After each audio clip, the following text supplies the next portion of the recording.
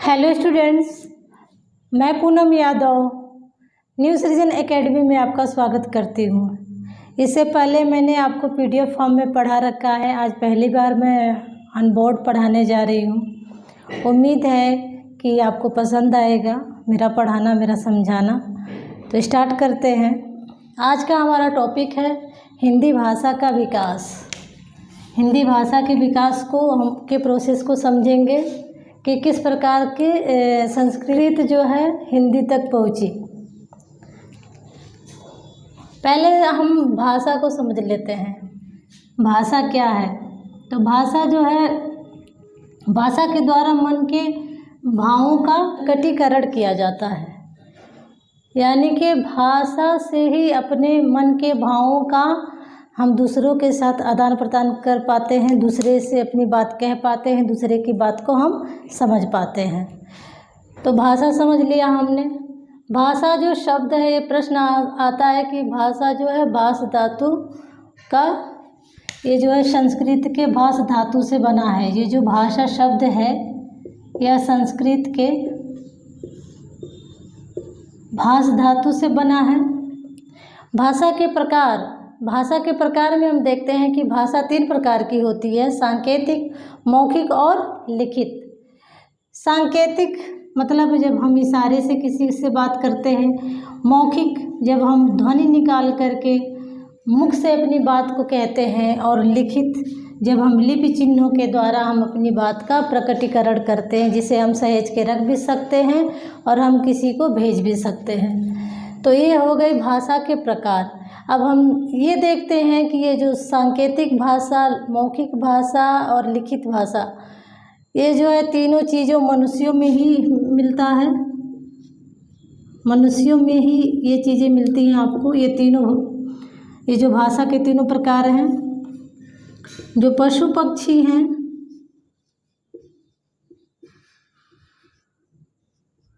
पशु पक्षी जो हैं वो अपनी बात 2 तरह से प्रकट करते हैं। एक तो आप इशारे से या संकेत से, और दूसरा है मौखिक, ध्वनि निकाल करके।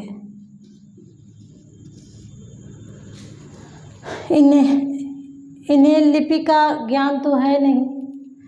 तो मनुष्य में ही ये खासियत है कि मनुष्य ने ही लिपि चिन्ह बनाए हैं, इसलिए लिखित भाषा का विकास जो है मनुष्य द्वारा किया गया। अब यहाँ जो मनुष्य का प्रोसेस है कि किस तरह से मानव धरती पर आया और उसने किस तरह से भाषा का विकास किया, तो उस चीज़ को हम समझते हैं। इतिहास की थोड़ी सी झलक में इसमें देखते हैं। इतिहास जो है, इस इतिहास के 3 भाग हैं। एक तो है प्राक या प्रागैतिहासिक काल या पाषाण काल भी इसे कहते हैं, और दूसरा है आपका आदि ऐतिहासिक काल या कांस्य युग भी कहते हैं, और आपका तीसरा है ऐतिहासिक काल, इसे लौह युग भी कहते हैं। अब इन तीनों के भी अलग अलग पार्ट हैं। तो जो प्रागैतिहासिक काल है, जिसे पाषाण काल कहते हैं, तो पाषाण काल को 3 भागों में बांटा गया है: पूरा पाषाण काल, मध्य पाषाण काल और नव पाषाण काल। तो जब ये पूरा पाषाण काल, ये मध्य पाषाण काल या पाषाण काल जब ये चल रहा था, तो उस समय मानव जो है संकेतों के द्वारा ही बात करता था या कुछ ध्वनियाँ निकालता था थोड़ा बहुत, तो उसके द्वारा ही ये बात करता था। मतलब इसमें जो है पाषाण युग में सांकेतिक और मौखिक, इसका विकास हुआ। लेकिन जब आद्य ऐतिहासिक काल आया, जब सिंधु सभ्यता का काल आया, तो इस वक्त जो है लिपि चिन्ह मनुष्य ने बना लिए। भले इस लिपि चिन्हों को हम पढ़ नहीं पाते हैं, लेकिन मनुष्य ने लिपि चिन्ह बनाना प्रारंभ किया सिंधु सभ्यता में, जो हमको सबूत के तौर पर मिलते हैं। जो है आपका जो ऐतिहासिक काल है, ऐतिहासिक काल में तीनों का विकास आपको मिलेगा: सांकेतिक, मौखिक और लिखित। और इतिहास में बहुत सारा ऐतिहासिक लिखित सामग्री हमें प्राप्त हुई है, जिससे हमें इतिहास के बारे में पता चलता है। तो ये तो प्रोसेस हुआ कि किस तरह से मनुष्य ने बोलना प्रारंभ किया, लिखना प्रारंभ किया, अपनी बातों को समझाना प्रारंभ किया। तो इस रोल को भी थोड़ा समझना ज़रूरी था। अब हम देखते हैं, यहाँ तक तो भाषा के प्रकार में हमने देखा कि सांकेतिक, मौखिक और लिखित, इन तीनों का विकास किस तरह से हुआ। अब हम देखते हैं कि जो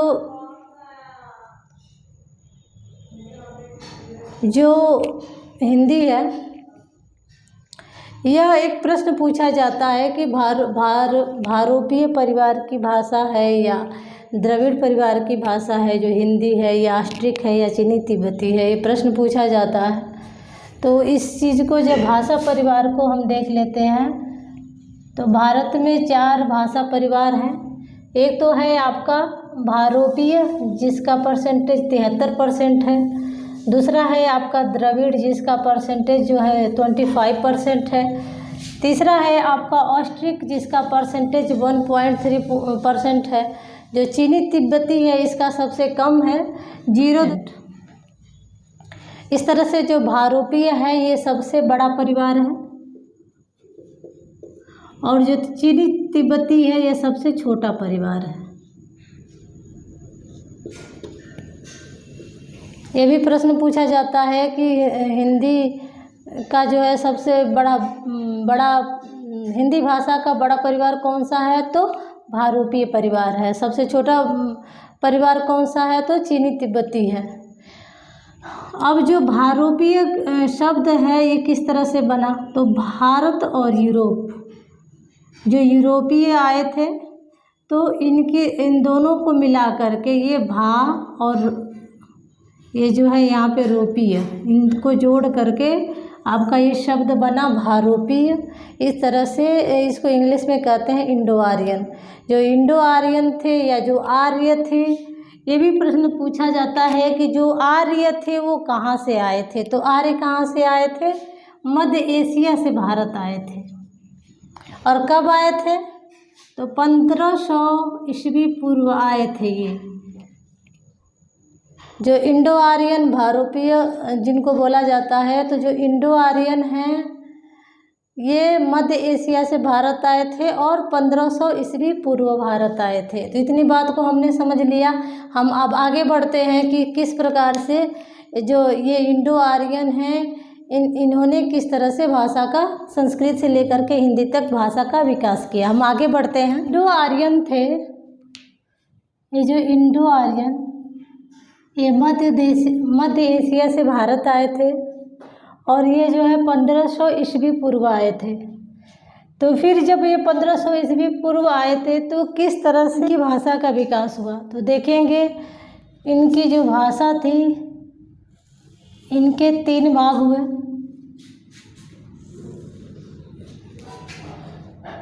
आपकी पहली है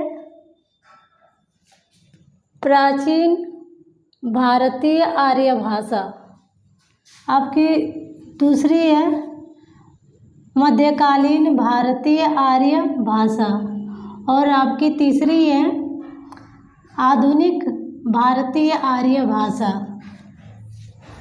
जो इंडो आर्यन थे, इनकी भाषा को 3 भागों में हमने बांटा है कि किस तरह से इनका प्रोसेस हुआ था। तो इसमें पहला है प्राचीन भारतीय आर्य भाषा, दूसरी है आपकी मध्यकालीन भारतीय आर्य भाषा, और तीसरी है आधुनिक भारतीय आर्य भाषा। जो प्राचीन भारतीय आर्य भाषा है, इसका समय पीरियड 1500 ईस्वी पूर्व से लेकर के 500 ईस्वी पूर्व तक था, जिसमें इसके भी 2 पार्ट हैं। पहला है वैदिक संस्कृत और दूसरी है आपकी लौकिक संस्कृति। पहली है आपकी वैदिक संस्कृत और दूसरी है आपकी लौकिक संस्कृत। अब जो वैदिक संस्कृत है, इसको जो है छांदस नाम दिया गया, छांदस नामकरण इसका किया गया। और किसने किया, यास्क ने किया और पाणिनि ने किया। जो छांदस नाम है वैदिक संस्कृत का, एक नामकरण हुआ छांदस। और ये जो है 2 विद्वान हैं जो संस्कृत के विद्वान हैं, इन्होंने दिया। पहले वाले का नाम है यास्क और दूसरे वाले का नाम है पाणिनि। पाणिनि की एक प्रसिद्ध पुस्तक है अष्टाध्यायी, जो कि एक संस्कृत व्याकरण की पुस्तक है। और जो पाणिनि है, इनको जो है, इनसे एक प्रश्न पूछा जाता है कि संस्कृत व्याकरण के जनक कौन है, तो संस्कृत व्याकरण के जनक जो है वो पाणिनि है। वैदिक संस्कृत पहली है आपकी, इसका नाम छांदस रखा गया। नाम दिया यास्क और पाणिनि नाम के दो विद्वानों ने, जो कि संस्कृत के विद्वान थे। पाणिनि ने एक पुस्तक लिखी है संस्कृत व्याकरण की, जिसका नाम है अष्टाध्यायी।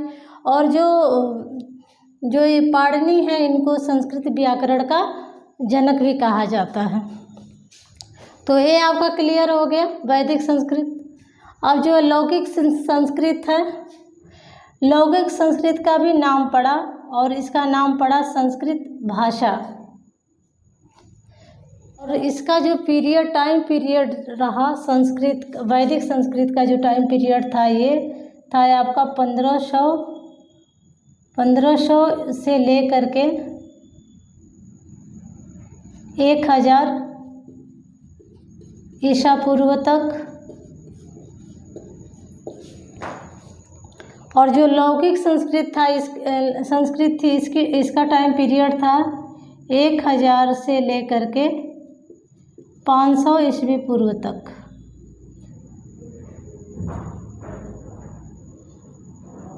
500 ईस्वी पूर्व तक लौकिक संस्कृत का ये टाइम पीरियड है इसका। और ये है वैदिक संस्कृत का टाइम पीरियड। वैदिक संस्कृत का टाइम पीरियड है 1500 ईस्वी से लेकर के 1000 ईसा पूर्व तक। और जो लौकिक संस्कृत है, इसका टाइम पीरियड 1000 ईसा पूर्व से लेकर के 500 ईसा पूर्व तक लौकिक संस्कृत का टाइम पीरियड है। अब ये आपका क्लियर हो गया प्राचीन भारतीय आर्य भाषा। इसके दो भेद हैं, वैदिक संस्कृत और लौकिक संस्कृत।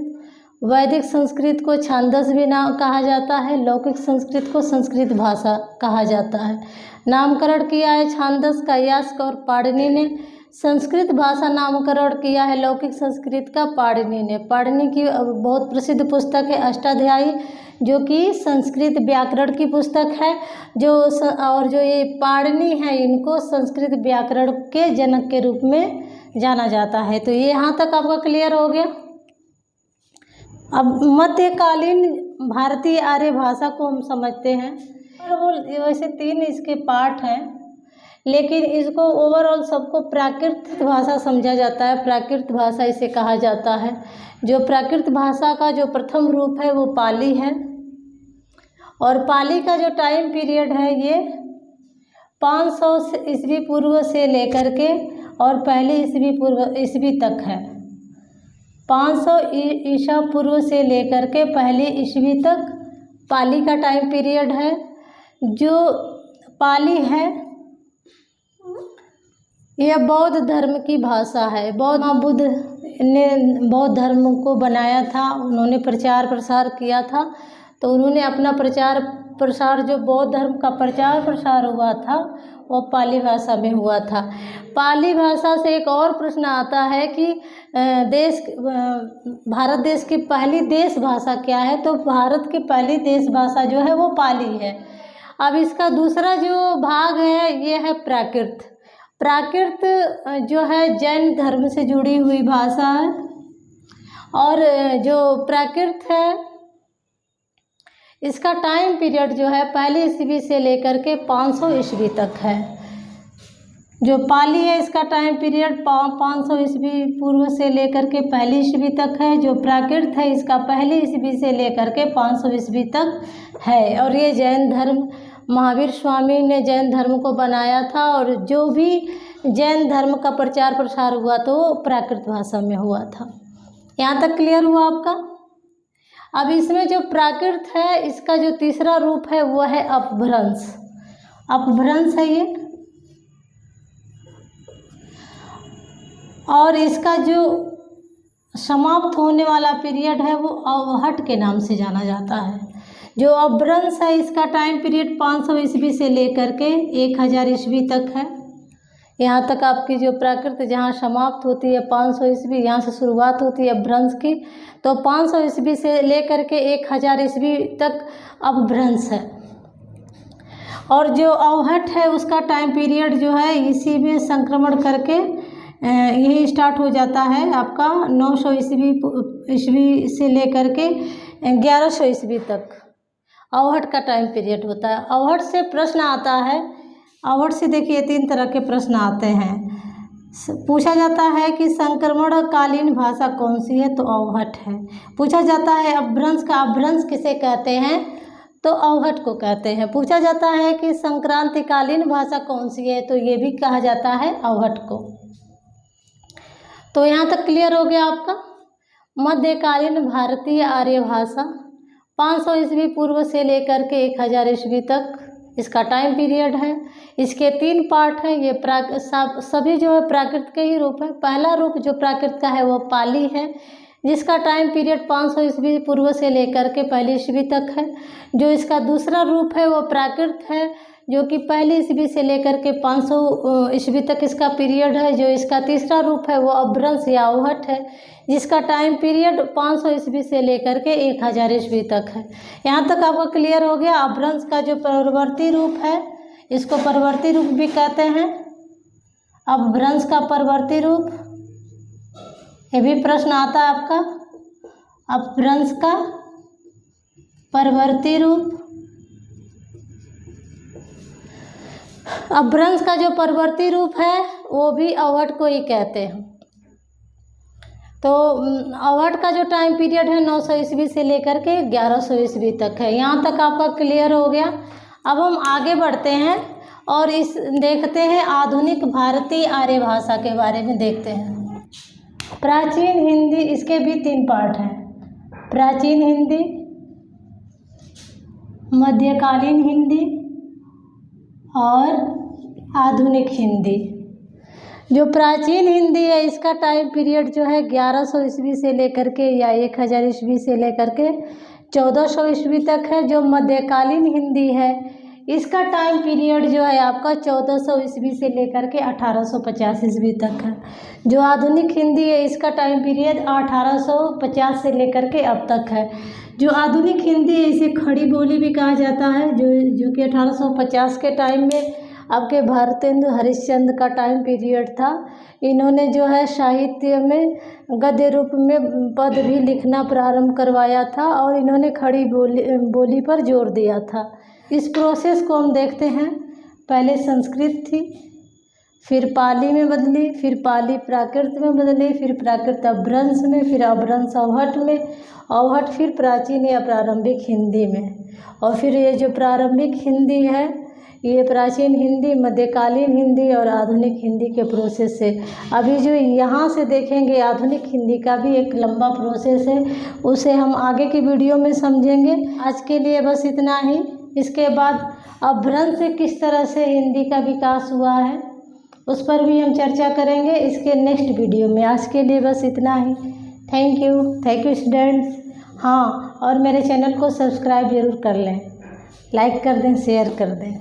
Bye bye.